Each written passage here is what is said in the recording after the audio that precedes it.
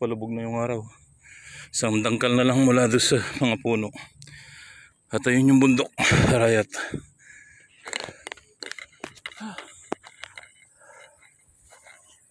Hingal kabayo na naman tayo. Kasi tinutulak mo pa yung ugat ng mga damo.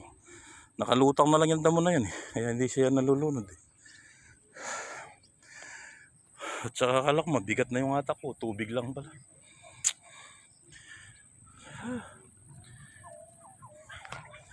Pwede na yan. Sunod na araw na lang ulit.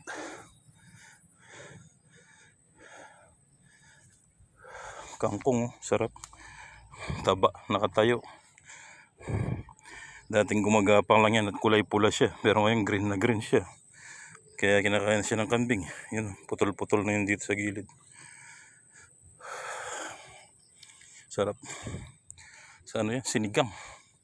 Sinigang na bayabas. Sinigang na sampalok, kamyas, mangga. Nakaw. Sarap niya. Wala na tayo matiyempo ang ibon.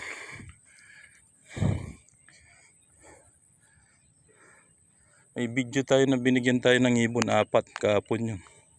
Hindi ko pa na-upload.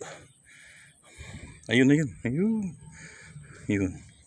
Kulay puti. Kulay puti sa itim.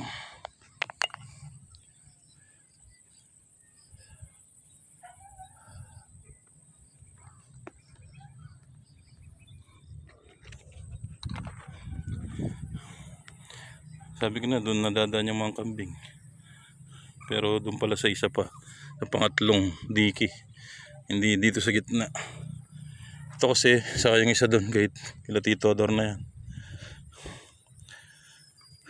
Ito palaka kaya to. Yung nakalutang na yan. Yung ibon. Ayan magkadikit eh. Hindi ko gaano maninag. Yun dalawa na yan.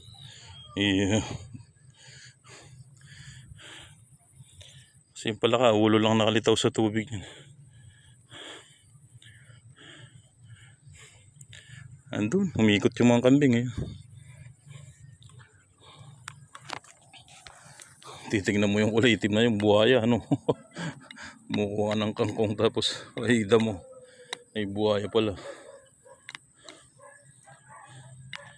Pero kung sawa lang, hindi pa ako kikilabutan sa sawa. Nuuli ko lang yung sawa. Cobra, medyo delikado kasi sa cobra. Pero nung kabataan ko, dinadakma ko na lang din yan.